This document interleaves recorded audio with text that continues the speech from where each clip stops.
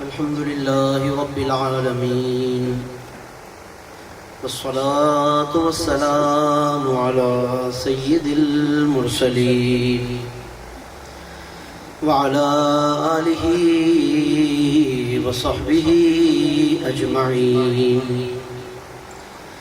أما بعد فأعوذ بالله من الشيطان الرجيم. بسم الله الرحمن الرحيم.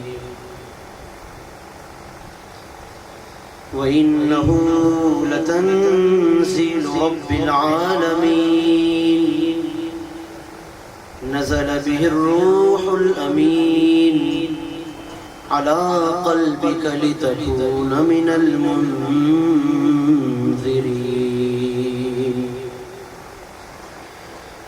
آمنت بالله صدق الله مولانا العلي العظيم وبلغنا رسوله النبي الكريم الأمين.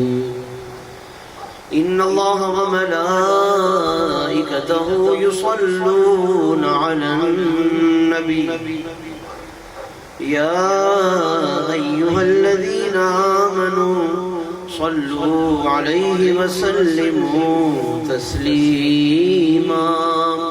اللهم صل على سيدنا ونبينا ومولانا محمد وبارك وسلم صلاة وسلاما عليك يا سيدي يا رحمة للعالمين وعلى آلك وأصحابك يا خاتم النبيين والمرسلين.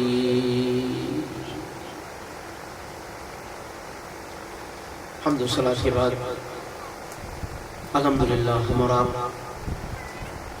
ختم قرآن مجید کی اس بابرکت اور پرنور محفل میں شرکت کی یہ سعادت حاصل کر رہے ہیں، اور الحمدللہ ماہ رمضان کی پہلی شب سے جو قرآن مجید کی تلاوت کا یہاں پر آغاز ہوا، تو آج اس تلاوت کا اختتام ہوا، اور تراویح یعنی ختم القرآن یعنی قرآن مجید کی تلاوت آج 30 پارے الحمدللہ مکمل کیے گئے ہیں.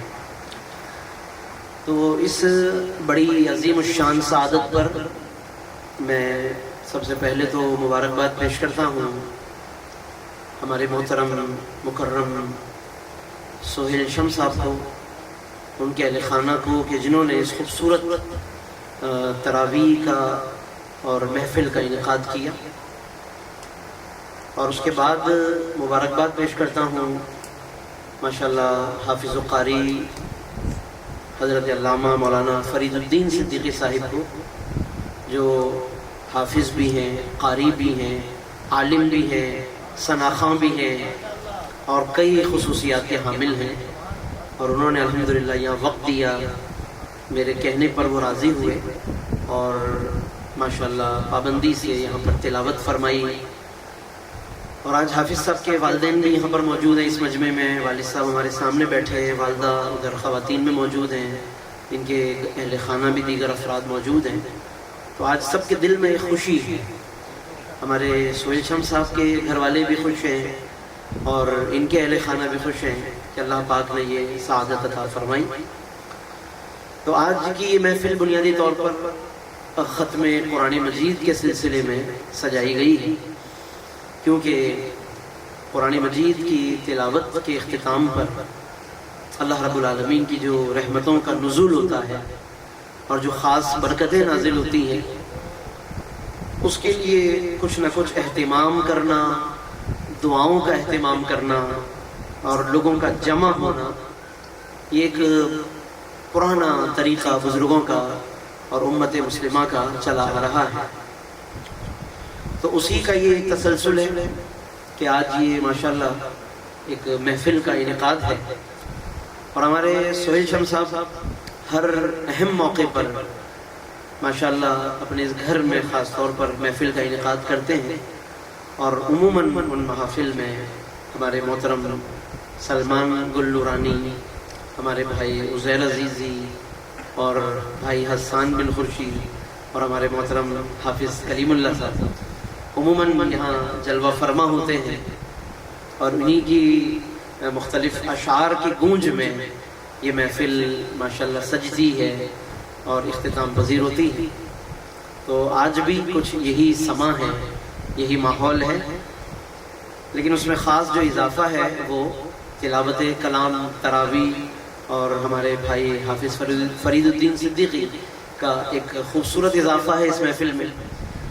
اللہ تبارک و تعالیٰ ان کے پڑھنے کو اور جنہوں نے بھی اس تراویح میں یہاں پابندی سے شرکت کی ان کے سننے کو اللہ پاک قبول فرمائے، اور بتقاضۂ بشریت کسی بھی قسم کی کوئی غلطی ہوئی ہو اللہ پاک معاف فرمائے، اور قرآن مجید کی رحمتیں اور برکتیں اس گھر پر اور تمام پڑھنے والوں پر اللہ پاک نازل فرمائے۔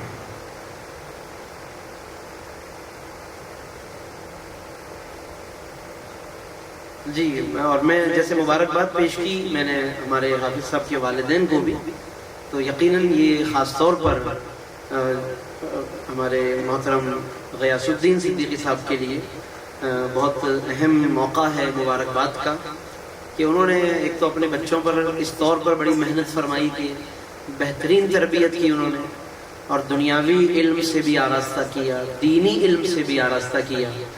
دنیاوی علوم کے اعتبار سے بھی ماشاءاللہ حافظ فرید صاحب بحریہ یونیورسٹی میں ہیں، اور بھی دیگر علوم حاصل کر رہے ہیں، اور دینی علوم کے اعتبار سے دورہ حدیث کر چکے ہیں، اور اب فتوے کا کورس کریں گے آنے والے وقتوں میں انشاءاللہ۔ تو ایک اچھے عالم کے طور پر ہمیں آگے جو وقت آ رہا ہے اس میں ایک اچھی شخصیت ہمیں انشاءاللہ میسر ہوگی۔ تو ان کے والد صاحب کے لیے، والدین کے لیے، گھر والوں کے لیے یہ بھی ایک مبارکباد کی بات ہے کہ انہوں نے جو تربیت کی، جو محنت کی، اور جس طرح توجہ دی ہر اعتبار سے، تو آج وہ رزلٹ ان کے سامنے ہے۔ اللہ پاک انہیں دنیا میں بھی عزتیں عطا فرمائے اور آخرت میں آقا کریم کے مبارک ہاتھوں سے عزتیں نصیب فرمائے۔ اور جیسا کہ ایک تو موقع جو موجود ہے ہمارے سامنے قرآن مجید کے حوالے سے، دوسرا جو اہم نسبت ہے وہ ماہ مبارک کی ہے، ماہ رمضان، پھر اس کے ساتھ ساتھ عشرۂ مغفرت چل رہا ہے، اور بھی کئی حوالے ہیں گفتگو کے لیے، لیکن ظاہر ہے کہ ان تمام پر بات کرنا اس کم وقت میں ممکن نہیں ہے۔ ہمارے محترم سہیل شم صاحب نے جب مجھے پچھلے چند دن پہلے کچھ موضوع کے حوالے سے، ہمیشہ کچھ نہ کچھ بات چیت ہماری ہوتی ہے، مشورہ ہوتا ہے، تو سہیل بھائی نے جو موضوع کے حوالے سے کچھ باتیں بیان کی، اور ابھی بھی ایک اشارہ دیا جب میں ممبر پر بیٹھا، تو وہ ایک خاص نسبتوں کے حوالے سے کہ ماہ رمضان میں اللہ نے جو نسبتیں رکھی ہیں امت کے لیے، اصلاح امت کے لیے، امت کی ہدایت کے لیے، اور یوں کہیے کہ امت کی نسبت کو جوڑنے کے لیے جو نسبتیں اللہ نے رکھی ہیں ان نسبتوں کو بھی بیان کیا جائے۔ مثال کے طور پر 3 رمضان المبارک کی اگر ہم بات کریں تو سیدہ کائنات، شہزادی کونین، اللہ اکبر، حضرت سیدہ خاتون جنت فاطمہ الزہرا رضی اللہ تعالیٰ عنہ کی انتہائی عظیم نسبت ماہ رمضان کے بالکل آغاز میں جلوہ فرما ہے، اور یوں سمجھیے کہ رمضان کا آغاز ان کے مبارک تذکرے سے جگمگا رہا ہے۔ پھر جیسے ہی ہم آگے بڑھتے ہیں تو 10 رمضان المبارک کی بابرکت تاریخ آتی ہے، جو کہ اللہ اکبر، سیدہ کائنات حضرت سیدہ شہزادی کونین فاطمہ الزہرا کی ماں اور ہم تمام اہل ایمان کی ماں ام المومنین سیدہ خدیجۃ الکبریٰ رضی اللہ تعالیٰ عنہ کی نسبت ہمیں جگمگاتی ہوئی اور چمکتی دمکتی نسبت نظر آتی ہے۔ اور پھر اس کے ساتھ ساتھ اور تھوڑا آگے بڑھتے ہیں، 15 رمضان آتا ہے، اللہ اکبر، پھر انہی کے شہزادے، انہی کے لخت جگر، یعنی حضرت سیدہ فاطمہ کے لخت جگر اور آقا کریم کے نور نظر، نواسۂ رسول سیدنا امام علی مقام، امام حسن مجتبی رضی اللہ تعالیٰ عنہ کی نسبت اور ان کا دن ہمیں نظر آتا ہے، یعنی 15 رمضان ولادت امام حسن رضی اللہ تعالیٰ عنہ کے طور پر تاریخ اسلام میں جانا اور پہچانا جاتا ہے۔ پھر تھوڑا ہی آگے بڑھتے ہیں اور وہ آج کا ہی دن تھا، یعنی کہ 17 رمضان المبارک۔ اللہ اکبر، بہت عظیم دن، اور اللہ رب العالمین نے آج ہمیں اس دن میں، اس شب میں جمع ہونے کی توفیق عطا فرمائی۔ اگرچہ 18ویں شب لگ چکی ہے، لیکن یہ پورا دن جو آج گزرا یہ 17 رمضان المبارک کا دن تھا۔ یہ دن بھی تاریخی اعتبار سے، نسبتوں کے اعتبار سے بہت عظیم دن ہے، کیونکہ اس میں ایک تو بہت بڑا حوالہ غزوہ بدر کا ہے، کیونکہ آج 17 رمضان اصحاب بدر کا دن ہے۔ اسی دن رمضان کے مہینے میں جمعے کے دن 17 رمضان سن 2 ہجری میں میدان بدر کے اندر نبی کریم صلی اللہ علیہ وسلم کے ان جانثاروں نے وہ کارنامہ انجام دیا، اللہ اکبر، کہ صبح قیامت تک ہمیشہ ان کو سلام عقیدت پیش کیا جاتا رہے گا، اور ہمیشہ ان کی قبروں پر اللہ کی رحمتیں برستی رہیں گی۔ اور اس پورے مارکے کے اندر 14 صحابہ کرام رضی اللہ عنہم مجمعین نے شہادت کا جام نوش کیا۔ انشاءاللہ ہم آخر میں جب دعا ہوگی تو ان 14 صحابہ کرام کے نام لے کر انشاءاللہ ان کے وسیلے سے انشاءاللہ دعا کریں گے، کیونکہ علماء نے لکھا ہے، بزرگوں نے بیان کیا ہے کہ شہدائے بدر کے ناموں کے وسیلے سے بھی اللہ دعائیں قبول فرماتا ہے۔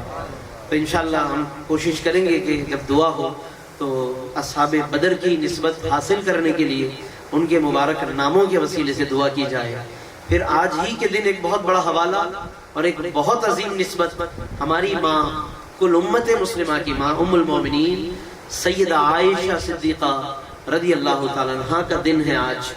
اللہ اکبر، کتنی عظیم نسبت ہے کہ آقا کریم جن سے براہ راست نکاح بھی فرمائیں، محبت بھی فرمائیں، اور آقا کریم صلی اللہ علیہ وسلم احادیث مبارکہ میں اس محبت کا اظہار بھی فرمائیں، اور سیدہ عائشہ صدیقہ رضی اللہ عنہا اس پر فخر بھی فرمائیں، اور اس فخر کا بھی وہ احادیث مبارکہ میں اظہار فرمائیں۔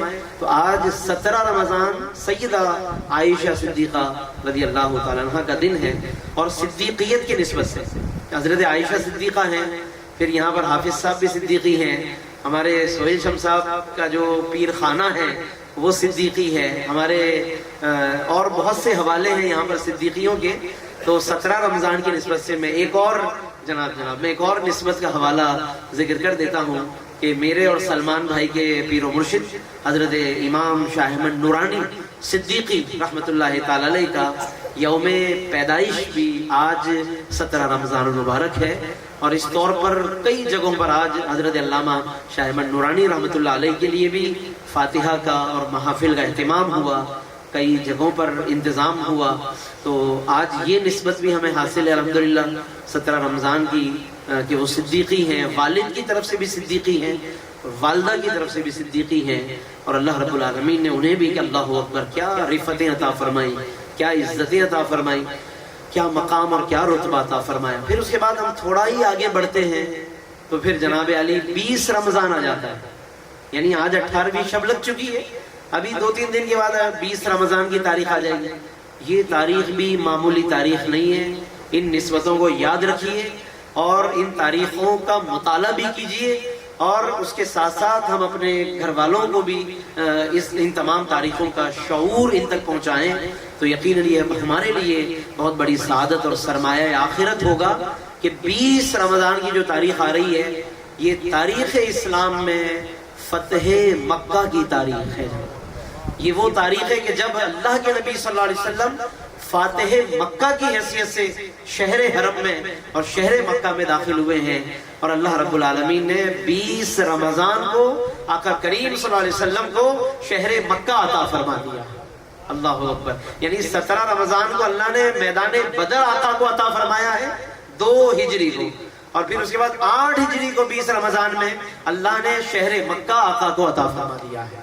وہی شہر حرم، وہی شہر مکہ کہ جہاں سے 6 سال پہلے رسول پاک صلی اللہ علیہ وسلم، 8 سال پہلے رسول پاک صلی اللہ علیہ وسلم کفار مکہ کے مجبور کرنے پر وہاں سے بظاہر بے سر و سامانی کے عالم میں آپ صلی اللہ علیہ وسلم کے حکم پر صحابہ کرام بھی وہاں سے روانہ ہوئے، نبی کریم صلی اللہ علیہ وسلم نے بھی ہجرت فرمائی، اور اس وقت کے حالات کو دیکھ کر کوئی سوچ بھی نہیں سکتا تھا کہ اس وقت جو یہ اس قدر بے سر و سامانی کے عالم میں ہجرت ہو رہی ہے، اپنے گھر بار کو بھی چھوڑ دیا ہے، زمینوں کو بھی چھوڑ دیا ہے، اور سب کچھ چھوڑ چھاڑ کر اب یہ سب کے سب مدینہ شریف کی طرف چل پڑے ہیں۔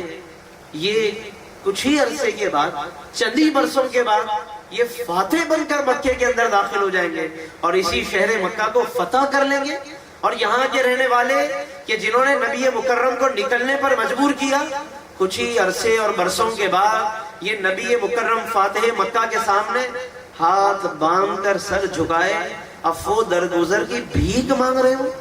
یہ اس وقت کوئی سوچ بھی نہیں سکتا تھا، لیکن وہی 20 رمضان کی تاریخ آئی تو تاریخ بدل گئی، تاریخ پلٹ گئی، اور دنیا نے دیکھا، چشم فلک نے دیکھا کہ وہی لوگ کہ جنہوں نے نبی مکرم کو مکے سے نکلنے پر مجبور کیا، وہی لوگ 20 رمضان 8 ہجری کو مکہ مکرمہ میں رسول پاک صلی اللہ علیہ وسلم کے سامنے ہاتھ باندھے سر جھکائے کھڑے تھے اور حضور سے معافی مانگ رہے تھے اور عفو درگزر کی بھیک مانگ رہے تھے۔ اور کیا حوصلہ تھا آقا دو عالم کا، کیا ظرف تھا مصطفیٰ کریم کا کہ جو آج ہمیں سیکھنے کی ضرورت ہے۔ آج ہم اس سے کہیں چھوٹی باتوں پر بگڑ جاتے ہیں، اور جب بگڑ جاتے ہیں تو بگڑتے چلے جاتے ہیں، معاف کرنے کا نام نہیں لیتے۔ ہماری شاید ڈکشنری میں معافی کا لفظ نہیں پایا جاتا، لیکن اللہ اکبر کیا ظرف تھا آقا کا، کیا حوصلہ تھا رسول محتشم صلی اللہ علیہ وسلم کا کہ جب وہ کفار قریش کے جنہوں نے خون کی ندیاں بہائیں، کہ جنہوں نے جناب علی کئی صحابہ کو اپنے ہاتھوں سے شہید کیا، کئی مرتبہ رسول پاک پر حملے کیے ہیں، آج جب وہ معافی مانگ رہے ہیں تو رسول پاک صلی اللہ علیہ وسلم بغیر کسی ڈیمانڈ کے، بغیر کسی ان سے مطالبے کے، آپ صلی اللہ علیہ وسلم وہی بات فرماتے ہیں کہ جو حضرت یوسف علیہ السلام نے اپنے بھائیوں سے فرمائی تھی، جب حضرت یوسف کے سامنے بالکل یہی منظر تھا کہ حضرت یوسف کے بھائی ان کے سامنے کھڑے تھے اور معافی مانگ رہے تھے، تو اس وقت حضرت یوسف علیہ السلام نے جو الفاظ کہے تھے، اذهبوا لا تثریب علیکم اليوم اذهبوا انتم الطلقاء، کہ جاؤ تم سب کو میں آزاد کرتا ہوں اور آج میری طرف سے تم پر کوئی گرفت نہیں ہے۔ آقا کریم نے وہی جملہ ارشاد فرمایا اور یہی بات فرمائی کہ میں تم لوگوں سے وہی بات کہوں گا جو میرے بھائی حضرت یوسف نے کہی تھی۔ فرمایا اذهبوا انتم الطلقاء لا تثریب علیکم اليوم، جاؤ تم سب میری طرف سے آزاد ہو اور میری طرف سے تم پر کوئی گرفت نہیں کی جائے گی۔ وہ جناب 20 رمضان ہے، وہ 20 رمضان کی تاریخ ہے، تو یہ تاریخ بھی یاد رکھنے کی تاریخ ہے۔ پھر اس کے بعد تھوڑا ہی آگے بڑھتے ہیں، زیادہ نہیں، صرف تھوڑا ہی، رات آئے گی 20 رمضان کے بعد، اللہ اکبر 21ویں شب آئے گی، 21ویں رات آئے گی، صبح ہوگی تو 21 رمضان ہوگی، اور 21 رمضان اللہ اکبر تاریخ اسلام کی بہت بڑی تاریخ، بہت عظیم تاریخ، کہ ابھی جن نسبتوں کا حوالہ آیا کہ چاہے وہ سیدہ کائنات کی بات ہو، چاہے وہ سیدنا امام حسن مجتبیٰ کی بات ہو، اور یہ ساری نسبتیں جہاں جا کر جمع ہو رہی ہیں، وہ حوالہ ہے 21 رمضان کا، یعنی کہ یوم شہادت مولائے کائنات، مولا مشکل کشا علی مرتضیٰ شیر خدا حیدر کرار رضی اللہ تعالیٰ عنہ کا یوم شہادت ہے 21 رمضان المبارک، کہ اللہ اکبر کہ جن کے لیے رسول پاک صاحب الاولاد صلی اللہ تعالیٰ علیہ وسلم نے، ویسے تو اللہ اکبر بہت کچھ ان کے بارے میں فضائل کے طور پہ ارشاد فرمائے، اور وہ اتنا کچھ ہے کہ ہم بیان کرتے جائیں، بیان کرتے جائیں، بیان کرتے جائیں، ہماری محافل کی محافل ختم ہو جائیں گی، لیکن مولا کائنات کے ہم فضائل کو نہ سمجھ پائیں گے، نہ ادراک کر پائیں گے۔ لیکن ایک جملہ میں ضرور عرض کروں گا جو آقا کریم صلی اللہ علیہ وسلم کے ان جملوں میں سمجھتا ہوں کہ تمام جملوں کا سردار ہے، مولا علی کے بارے میں اللہ کے نبی صلی اللہ علیہ وسلم نے ارشاد فرما دیا کہ جب حضرت علی نے عرض کیا تھا کہ یا رسول اللہ، آپ نے مدینے کی ہجرت کے بعد ہر ایک کو ایک دوسرے کا بھائی بنا دیا، ایک کو دوسرے کا بھائی قرار دے دیا، لیکن یا رسول اللہ میرے بارے میں آپ نے کوئی فیصلہ نہیں فرمایا، مجھے آپ نے کسی کا بھائی قرار نہیں دیا۔ اس موقع پر اللہ کے نبی نے کیا تاریخی جملہ ارشاد فرمایا تھا، فرمایا کہ اے علی، تمہارے لیے یہی کافی ہے کہ انت اخی فی الدنیا والآخرہ، تم دنیا میں بھی میرے بھائی ہو، آخرت میں بھی میرے بھائی ہو۔ میں کہتا ہوں مولا علی کی فضیلت میں اگر بالفرض کوئی اور حدیث نہ بھی ہوتی، ان کی فضیلت میں کوئی اور روایت نہ بھی ہوتی، مولا کے لیے یہی جملہ اللہ کے نبی کا کافی تھا کہ تم دنیا میں بھی میرے بھائی ہو، آخرت میں بھی میرے بھائی ہو۔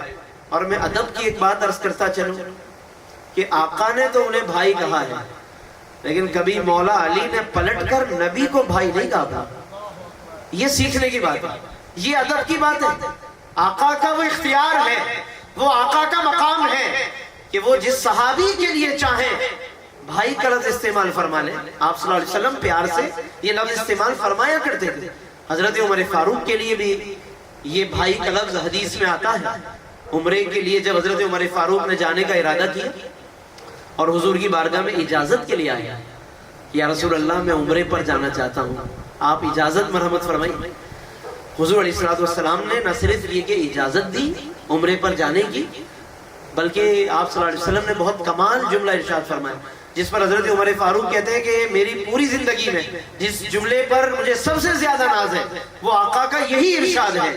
حضرت عمر فاروق سے نبی مکرم صلی اللہ علیہ وسلم نے فرمایا کہ یا لا تنسانی فی الدعاء یا اخی، اے میرے بھائی مجھے اپنی دعاؤں میں نہ بھول جانا۔ اللہ اکبر، اللہ اکبر، مجھے اپنی دعاؤں میں نہ بھول جانا اے میرے بھائی۔ تو دیکھیے بھائی کا لفظ وہاں پر بھی فرمایا، لیکن ان تمام صحابہ میں آپ کو یہ بات قدر مشترک ملے گی کہ انہوں نے پلٹ کر کبھی بھی نبی کو بھائی نہیں کہا ہے۔ کبھی حضرت عمر نے نہ کبھی ایسا کہا، نہ مولا علی نے کبھی ایسا کہا کہ وہ بھائی کہہ کر مخاطب کرے۔ تو یہ آقا کریم نے اس انداز سے محبت کا اظہار فرمایا۔ تو وہ علی مرتضیٰ ہیں جناب۔ 21 رمضان المبارک کی تاریخ آ رہی ہے تو وہ بھی نسبت ہے رمضان المبارک میں ہمارے لیے، ہماری ہدایت کے لیے۔ اور پھر اس کے بعد 21ویں شب تو خود تاقرات ہے، ممکنہ طور پر شب قدر بھی موجود ہوتی ہے اس میں، تو اس کو شب قدر کے طور پر بھی ہمیں دیکھنا ہے، اور شب شہادت مولا علی کے طور پہ بھی دیکھنا ہے۔ یہ دو نسبتیں اس کے اندر ہیں، شب قدر بھی، اعتکاف کا آغاز بھی ہے، حضرت مولا علی کی نسبت بھی ہے، اور نزول قرآن کی رات بھی، کہ اگر شب قدر ہے تو پھر نزول قرآن اسی میں ہوا ہے، ورنہ پھر 23ویں رات ہے، 25ویں رات ہے، 27ویں رات ہے، 29ویں رات ہے۔ یہ ممکنہ طور پر شب قدر ہے کہ اللہ نے پوشیدہ رکھ کر بھی ہم پہ کرم فرما دیا، شب قدر کو شب قدر عطا فرمانے میں بھی ہم پہ کرم فرمائے، اور اس کو چھپا کر بھی ہم پہ کرم فرمائے۔ یعنی شب قدر ہمیں عطا کی، یہ بھی اس کا کرم، اور اللہ نے اس کو چھپا دیا، یہ بھی اس کا کرم۔ کیوں کہ جب عطا فرمائی تو کس شان سے عطا فرمائی کہ فرمایا لیلۃ القدر خیر من الف شہر، کہ شب قدر 1000 مہینوں سے بہتر ہے۔ اور جب پوشیدہ کر دیا تو اس کے اندر پھر یوں ہم پہ کرم فرما دیا کہ بندہ مومن ہر رات اس کو تلاش کرتا رہے، 21ویں کو بھی تلاش کرے، 23 کو بھی تلاش کرے، 25 کو بھی، یعنی چھپایا تو پھر کئی راتوں میں شب قدر کا امکان نکل آیا۔ اگر اللہ تبارک و تعالی خود سے متعین کر دیتا کہ فلاں رات شب قدر ہے تو لوگوں نے بس اسی رات کو شب قدر سمجھ کر عبادت کرنی تھی، باقی راتوں میں فارغ ہو جانا تھا۔ تو دیکھیے چھپایا تو پھر کئی راتوں میں شب قدر کا امکان نکل آیا۔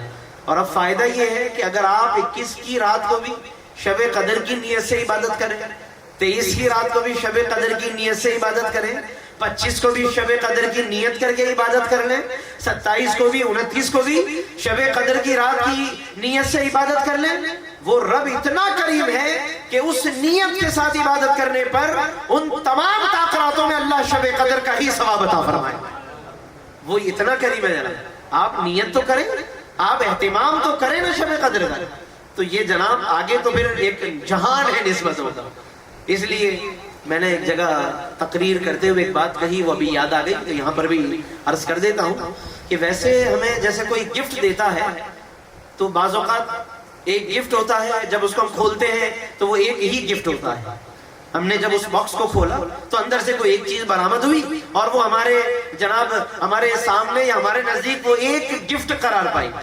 لیکن کبھی کبھی کچھ دوست ایسے بھی ہوتے ہیں، کچھ ایسے بھی کرم فرما ہوتے ہیں کہ وہ ایک جب گفٹ پیک دیتے ہیں، کہنے کو ایک پیک ہوتا ہے مگر جب اس کو ہم کھولتے ہیں تو اس میں کئی چیزیں نکل آتی ہیں، ہماری زندگی میں کام آنے والی کئی فائدے کی چیزیں اندر رکھی ہوتی ہیں، ہم بڑے خوش ہو جاتے ہیں۔ وہ گفٹ بڑا یاد رہتا ہے کہ جس میں جناب جب اس کو کھولا تو کھولتے ہی چلے گئے، اندر ایک اور گفٹ ہے، پھر کھولا تو پھر ایک اور چیز نکل آئی، اور کھولا تو ایک اور چیز نکل آئی۔ اور ہماری خوشی کی امتحان ہے، اتنی دل سے دعائیں دیتے ہیں کیونکہ وہ چیزیں زندگی میں کئی جگہ کام آتی ہیں اور وہ شخص بار بار یاد آتا ہے. رمضان کی مثال بھی ایسی ہے، ماہ رمضان کی مثال بھی ایسی ہے. کہنے کو ایک گفٹ ہے کہ اللہ نے ایک گفٹ آپ کو دے دیا، رمضان کا مہینہ آ گیا. ہم عام طور پر اسی طرح آپس میں کہتے رہتے بھائی رمضان کا مہینہ آ گیا جی، اللہ نے ہمیں رمضان کا مہینہ عطا فرما دیا.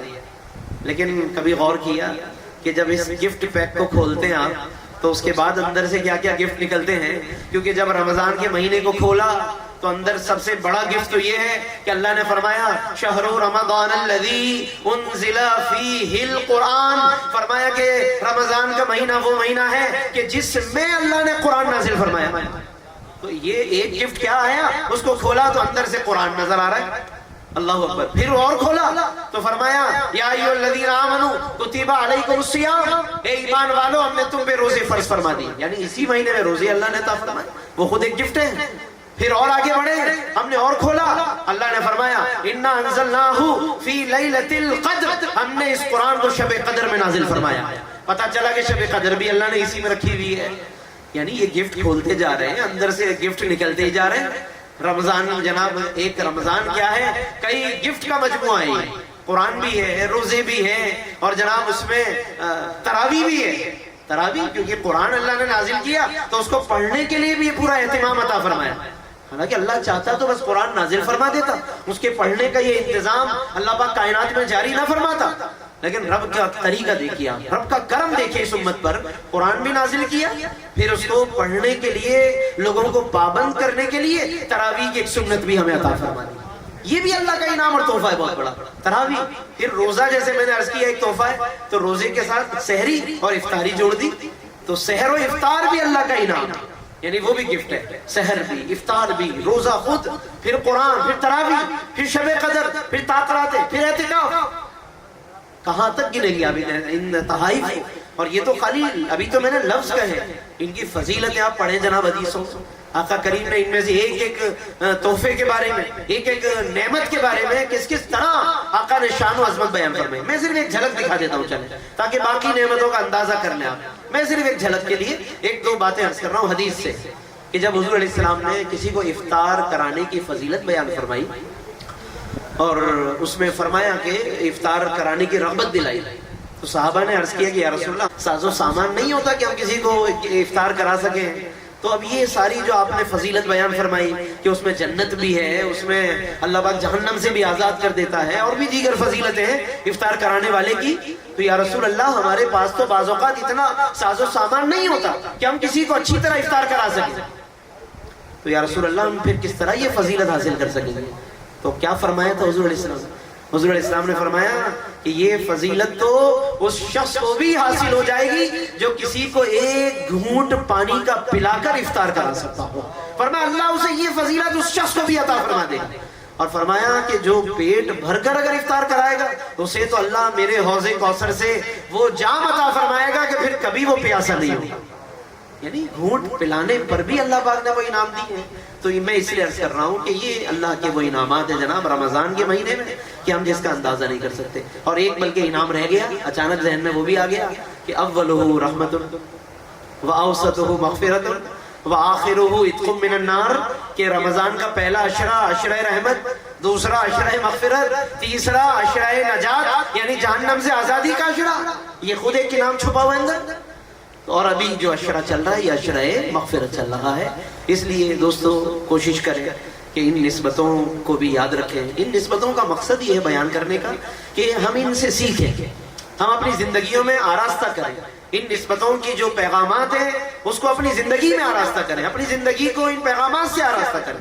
مثال کے طور پہ حضرت سیدہ کائنات کی اگر بات کریں، 3 رمضان سیدہ فاطمہ الزہرا رضی اللہ تعالیٰ عنہا کی، تو اب وہ نسبت بھی اپنی جگہ، احترام بھی ہم نے کرنا ہے، ہم نے فاتحہ شریف بھی پڑھنی ہے، ہم نے دعائیں بھی کرنی ہے، ذکر سیدہ کائنات بھی کرنا ہے، منقبت بھی پڑھنی ہے، دعائیں بھی کرنی ہے ان کے وسیلے سے، مگر اس کے ساتھ ساتھ ان کی زندگی کو بھی سامنے رکھنا ہے. یہ ہے سیکھنے کی بات، ان کی مبارک زندگی کو سامنے رکھنا ہے کہ اللہ اکبر، اللہ نے انہیں کیا مقام حیا عطا فرمایا، کیا پردہ عطا فرمایا، اور کیا ان کو کردار کی پاکیزگی اور بلندی اللہ نے ان کو عطا فرمائی. کیا کردار تھا ان کا. کہ وہ وصیت فرماتی ہے کہ جب میرا جنازہ اٹھایا جائے تو فرماتی ہے کہ دن میں جنازہ نہ اٹھانا، میرا جنازہ رات میں اٹھانا، تاکہ مجھ پر جس طرح کسی کی نظر نہیں پڑی غیر محرم کی، میرے جنازے پر بھی کسی کی نظر نہ پڑ سکے۔ یعنی کوئی اندازہ کر سکتا ہے ان کے کردار کی بلندی، ان کی سوچ اور ان کی پاکیزگی، کیا رفعتیں اللہ نے ان کو عطا فرمائی۔ اور راتوں کو اٹھ اٹھ کر جب وہ عبادتیں کرتی تھی، سجدہ کرتی تھی، تو بعض اوقات تو اتنا طویل وہ سجدہ فرماتی کہ رات ہی ختم ہو جاتی تھی اسی میں، اور فجر کی اذان کی آواز آتی تو انہیں اندازہ ہوتا کہ رات ختم ہو گئی ہے۔ تو پھر وہ اللہ کی بارگاہ میں عرض کرتی ہاتھ اٹھا کر کہ یا اللہ کوئی رات تو اتنی طویل فرما دے کہ فاطمہ تیرے سجدے کا حق ادا کر سکے، کوئی رات تو اتنی طویل فرما دے۔ یعنی وہ اتنی عبادتیں کر کے بھی مطمئن نہیں تھی۔ ہم اور آپ شاید 20 رکعتیں پڑھ کے بھی بڑے خوش ہو جاتے ہیں، ہم چند روزے رکھ کے خوش ہو جاتے ہیں، ہم کچھ رمضان کی چند اضافی ایکسٹرا عبادتیں کر کے بڑے مطمئن ہوتے ہیں یا خوش ہو جاتے ہیں یا چوڑے ہو رہے ہوتے ہیں۔ ذرا دیکھیے تو صحیح بزرگوں کو جنہوں نے رات رات جاگ جاگ کے پوری زندگیاں گزار دی، سب کچھ خرچ کر دیا، اپنی جان تک لٹا دی، مگر وہ کبھی بھی اپنی اس عبادت پر مطمئن نہیں ہوتے تھے یہ لوگ، بلکہ اور مزید سے مزید کی تلاش میں آگے رہتے تھے، بڑھتے رہتے تھے آگے۔ اور یہی صحیح معنی میں بندہ مومن کی پہچان ہے کہ وہ دنیاوی معاملے میں جلد مطمئن ہو جاتا ہے، عبادت کے معاملے میں غیر مطمئن رہتا ہے۔ یہ بات یاد رکھیے گا، صحیح معنی میں جو بندہ مومن ہوگا، متقی ہوگا، جو پرہیزگار ہوگا، جس کے دل میں تقوی اور خوف خدا اور عشق رسول ہوگا صحیح معنی میں، اس کی پہچان ہے۔ ویسے تو اور بھی پہچانے ہیں، لیکن ان میں سے ایک پہچان یہ بھی ہے کہ وہ دنیاوی معاملات میں جلد مطمئن ہو جائے گا۔ یعنی اگر تھوڑا بہت بھی رزق مل رہا ہے اس پہ خوش ہوگا، وہ مطمئن ہوگا، اللہ کا شکر ادا کرے گا، ٹھیک ہے کہ میں کئی لوگوں سے بہتر ہوں، اللہ نے مجھے کئی لوگوں سے بہرحال زیادہ عطا فرمایا ہوا ہے، وہ اس طرح خوش رہے گا، اپنے آپ کو سمجھاتا رہے گا اور اللہ سے راضی رہے گا۔ لیکن عبادت کے معاملے میں، نیکی کے معاملے میں مطمئن نہیں ہوگا، نمازیں پڑھ کے بھی، روزے رکھے بھی، صدقات دے کر بھی وہ اندر یہی فیل کرے گا کہ نہیں ابھی میں نے کیا ہی کیا، ابھی تو میں نے کیا ہی کیا، ابھی تو میں نے کچھ کیا ہی نہیں، مجھ سے تو اور بڑے بڑے لوگ آگے بیٹھے ہوئے ہیں جناب، عبادت والے، تقوی والے، پرہیزگاری والے، یہ سوچ ہونی چاہیے۔ لیکن آج ہمارے الٹ ہو گیا، الٹ ہو گیا، عبادت میں مطمئن ہو کے بیٹھ گئے، دنیا میں غیر مطمئن ہو۔ دنیا میں آج ہمارے پاس جتنا بڑا گھر موجود ہو، جتنی بڑی گاڑی موجود ہو، غیر مطمئن ہو گیا، کیونکہ ہمیں اس سے اگلی گاڑی کی تلاش ہے۔ موبائل فون تقریباً ہم میں سے ہر ایک کی جیب میں، لیکن بہت تھوڑے لوگ ہوں گے جو اپنے اسی موبائل پہ خوش ہوں گے، وہ اگلے کا کچھ نہ کچھ سوچتے رہتے ہوں گے، کسی کے پاس دیکھ کر، کسی کے ہاتھوں میں دیکھ کر سوچتے ضرور ہوں گے۔ یہ انسان کی ایک فطرت بن گئی ہے، وہ اپنے گھر پر، اپنی گاڑی پر، اپنے موبائل فون پر، اپنے کپڑوں پہ، وہ جب کبھی اس سے کچھ اگلی چیز دیکھتا ہے، اگلا کچھ اسٹینڈرڈ دیکھتا ہے، اس کا دماغ آگے چلنے لگ جاتا ہے۔ لیکن عبادت کے معاملے میں یہی دماغ آگے کیوں نہیں چلتا؟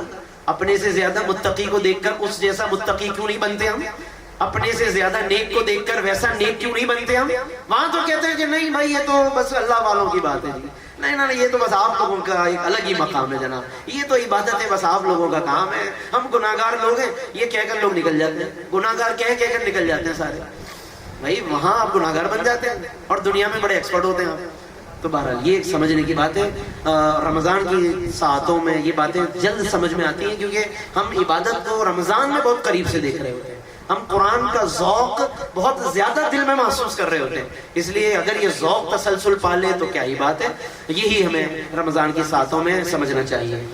اور اس کے ساتھ ساتھ بس ایک دو باتیں مزید عرض کر کے اپنی بات کو میں ختم کر رہا ہوں، اور وہ یہ ہے کہ تراویح کے حوالے سے، ختم القرآن کے حوالے سے، تاکہ بات اسی سے جہاں سے چلی تھی وہیں پر بات پوری ہو جائے، اور وہ یہ ہے کہ جیسے تراویح کا ایک طریقہ ہے اختتام کا، آپ لوگوں نے بھی جو آج جو ختم شریف میں شریک تھے انہوں نے نوٹ کیا ہوگا، یا جب آپ میں سے باقی لوگ جہاں بھی ختم شریف میں شریک ہوں گے تو یہ بات نوٹ کریں گے کہ جو سورہ والناس قرآن کی آخری سورت ہے، جہاں پر قرآن مکمل ہو جاتا ہے، تو وہاں اس کی جو تلاوت ہوتی ہے اس کو 19ویں رکعت میں جو بھی حافظ ہوتے ہیں وہ 19ویں رکعت میں پورا کر لیتے ہیں قرآن، ٹھیک ہے؟ یعنی 20 رکعت کی تراویح ہوتی ہے نا، لیکن قرآن جو ختم ہو جاتا ہے وہ 19ویں رکعت میں ہو جاتا ہے۔ کیوں؟ کیونکہ 20ویں رکعت میں پھر وہ الف لام میم سے شروع کرتے ہیں ہم المفلحون. آخر کیوں ایسا طریقہ ہے؟ پوری دنیا میں تقریباً یہی طریقہ ہے کہ جو بھی حافظ قرآن ہوتا ہے وہ 19ویں رکعت میں والناس پر قرآن پورا کر لیتا ہے. حالانکہ چاہتا تو 20ویں رکعت پہ قرآن پورا کرتا ہوں، ایک ہی رکعت تو رہ گئی تھی. مگر وہ والناس جیسے ابھی حافظ فرید صاحب نے بھی اسی طرح کیا، تو سب جگہ یہی ہوتا ہے. تو کبھی سوچا کہ ایسا کیوں ہوتا ہے؟ سوچا کریں، اور سوچنے کے ساتھ ساتھ پھر پوچھا کریں اہل علم سے، تاکہ ہمارے علم میں اضافہ ہو. یہ کچھ ایسی باتیں ہوتی ہیں نوٹ کرنے کی جو خاص ہوتی ہیں، اور اس میں کوئی نہ کوئی یا تو کوئی حدیث، کوئی روایت، کوئی واقعہ، کوئی وجہ چھپی ہوئی ہوتی ہے. اب ذرا اس کو بھی سمجھ لیں، اب اسی پر انشاءاللہ بات پوری ہو جائے گی کہ نبی کریم صلی اللہ علیہ وسلم نے اس عمل کو، یہ جو عمل ہے والناس پر پورا کر کے پھر الف لام میم سے دوبارہ اس کو شروع کرنا، نبی کریم صلی اللہ علیہ وسلم نے اس کو احادیث مبارکہ میں ایک خاص لفظ کے ساتھ اس کو بیان فرمایا. ایک خاص لفظ ہے اس کے لیے، اور وہ لفظ ہے، دو لفظ ہیں، وہ الحال المرتحل کہتے ہیں اس کو. ٹھیک ہے؟ صحابہ نے پوچھا کہ یا رسول اللہ سب سے افضل عمل کیا ہے؟ حضور نے فرمایا الحال المرتحل. صحابہ نے پوچھا یا رسول اللہ یہ کیا ہوتا ہے؟ الحال المرتحل یہ کیا ہوتا ہے؟ تو حضور علیہ السلام نے فرمایا کہ وہ قرآن مجید پڑھنے والا کہ جب وہ اختتام کرتا ہے تو پھر وہ اسی پہ اکتفا نہیں کرتا، یعنی اسی پہ بس نہیں کرتا، بلکہ وہ اختتام کرتے ہی پھر سے شروع کر دیتا ہے. تو فرمایا کہ یہی سب سے افضل عمل ہے اللہ تبارک و تعالیٰ کی بات.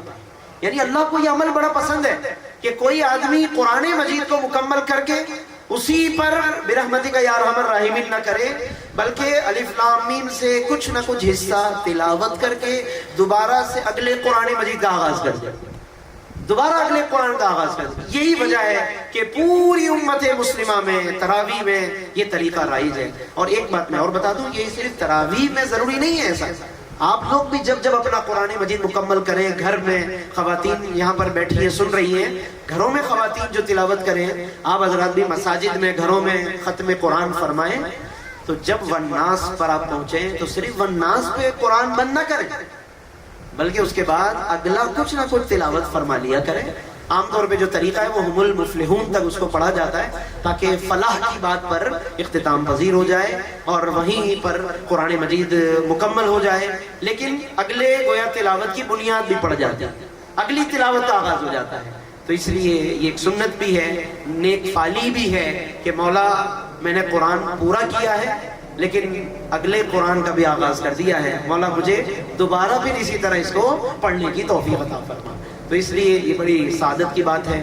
کوشش کیجئے، آخری بات عرض کر رہا ہوں بس، کہ کوشش کیجئے رمضان کے مہینے میں قرآن مجید سے تعلق مضبوط ہو، کیونکہ اللہ نے قرآن کے نزول کے لیے رمضان ہی کا مہینہ منتخب فرمایا. آخر کوئی وجہ ہے کہ اللہ نے کوئی اور مہینہ نہیں چنا اس کے لیے آغاز قرآن کے لیے، بلکہ رمضان کا مہینہ اللہ نے چنا ہے. تو اس لیے کوشش کریں کہ رمضان میں قرآن سے دوستی زیادہ رہے اور دیگر مصروفیات کم رکھیں. خاص طور پہ ایسی مصروفیات جو زیادہ ضروری نہ ہو، غیر ضروری جو مصروفیات ہوتی ہیں تو وہاں پر زیادہ مصروف ہو کر زیادہ ٹائم اس میں سپینڈ کرنے کی بجائے قرآن کے ساتھ زیادہ دوستی کریں. قرآن کو زیادہ اوڑھنا بچھونا بنائیں، اس کو زیادہ پڑھیں، سنیں، غور کریں اور اس پر عمل کریں. تو یہ میں سمجھتا ہوں کہ رمضان کی روحانیت اگر حاصل کرنی ہے تو اس کا بہترین طریقہ قرآن مجید ہے. ہمارے پیر و مرشد حضرت علامہ شاہ احمد نورانی صاحب جن کا بھی ذکر آیا، ہم نے تو ظاہر دیکھا ہے، آپ میں سے بھی جنہوں نے دیکھا ہو، رمضان ان کا رمضان ہمارے سلمان بھائی اچھی طرح جانتے ہیں. علامہ شاہ احمد نورانی صاحب رحمۃ اللہ علیہ، حالانکہ اتنے مصروف ترین شخصیت تھے وہ، مطلب عالمی شخصیت تھے وہ، انٹرنیشنل پرسن تھے وہ. تو ظاہر ہے کہ سیاسی ان کی ایک بڑی مصروفیات تھی، پورے پاکستان کی سیاست بھی اور پھر بین الاقوامی ان کی خدمات. لیکن رمضان کے مہینے میں وہ ساری مصروفیات کو چھوڑ دیتے تھے، اور اگر کوئی بڑا اجلاس یا میٹنگ ضروری بھی ہوتی ہے اسلام آباد وغیرہ میں تو آپ فرماتے تھے بھائی میں تو نہیں آ سکتا قرآن کو چھوڑ کر، جسے میٹنگ کرنی ہے اور بہت ضروری ہے تو وہ کراچی میں آ جائے میرے پاس. چنانچہ اگر بہت ضروری میٹنگ ہوتی تو کراچی میں آپ اس کو اٹینڈ فرما لیتے تھے، لیکن قرآن پر کوئی آپ نے کمپرومائز نہیں کیا. تہجد میں الگ امامت کرتے تھے وہ راتوں کو اٹھ کر، یعنی تراویح الگ پڑھاتے تھے. 21 رمضان کو وہ ختم القرآن کرتے تھے اور پھر اس کے بعد تہجد میں باقاعدہ तहज्जुद की इमामत फरमाया करते थे कच्ची मेमन सदर के अंदर। जिना मस्जिद बंस रोड पर आप तरावी पढ़ाते थे और कच्ची मेमन सदर में आप जनाब तहज्जुद की इमामत फरमाते। और ये तो हमने खैर उनका बुजुर्गी का आखिरी वो जमाना देखा तो हमने भाई यही 2 खत्मुल कुरान देखे, वरना जिन्होंने उससे पहले का वक्त देखा, अल्लाह अकबर, 3 दिन का खत्मुल कुरान वो अलग करते थे। शाह अब्दुल्ला गाजी के यहाँ अलग खत्मुल कुरान करते थे। और मैंने कुछ मुरीदीन से ये भी सुना कि लांच में कश्तियों में भी हजरत अलग खत्म कुरान फरमाया करते। यानी हम कह सकते कि बहरो बर में उन्होंने कुरान की सदाओं की गूंज बर्पा की है और लोगों को अपने अमल से उन्होंने सिखाया कि कुरान के साथ कैसे दोस्ती होती है। और रमजान अगर गुजारना है तो हमें इन काबिरीन से सीखने की जरूरत है। अल्लाह तबारक व तआला हमें कुरान मजीद से दोस्ती करने की, ताल्लुक कायम करने की तौफीक अता फरमाए। अपने रिश्ते को अल्लाह हमें कुरान से मजबूत करने की तौफीक अता फरमाए। अगेन मुबारकबाद हमारे हाफिज फरीदुद्दीन के लिए और उनके घर वालों के लिए। बल्कि एक छोटा सा तस्करा रह गया, हमारे हाफिज सफीउद्दीन का जिक्र रह गया। उनकी वालिदा बड़ी नाराज हो रही होंगी शायद मुझ पर कि मुफ्ती साहब ने जो है इनका तो नाम तक नहीं लिया, मतलब। और अल्लाह का शुक्र अदा कर रहा हूँ कि मुझे नाम याद आ गया इनका और इनकी तरफ तवज्जो चली गई। इन्होंने समात की हाफिज साहब की, ये छोटे भाई इनके माशाल्लाह हाफिज फरीद के, और ये भी माशाल्लाह आलिम बन रहे हैं, इस वक्त आलिम बन रहे हैं। मेमन मस्जिद बोल्टन मार्केट के, जहाँ पर आप लोग अक्सर आते जाते देखते हैं, बड़ी सी जो मस्जिद है कराची की सबसे बड़ी मस्जिद मेमन मस्जिद में दारुल उलूम मेमन है। वहाँ पे बड़े ज़बरदस्त कोर्सेज कराए जाते हैं, आलिम कोर्स भी है और भी दीगर इस्लामिक बैंकिंग कोर्स भी है। तो वहाँ पर माशाल्लाह ये आलिम दीन बन रहे हैं, हाफिज भी हैं, इन्होंने यहाँ समात की। इन्हें भी मुबारकबाद, हाफिज फरीद साहब को भी और हमारे सोहेल शम साहब को, इनके अहले खाना को। अल्लाह पाक इसको कबूल व मंजूर फरमाए और इनके वालिदैन के लिए अल्लाह पाक साले सवाब का जरिया बनाए। आमीन। व आखिर दावाना अल्हम्दुलिल्लाहि रब्बिल आलमीन।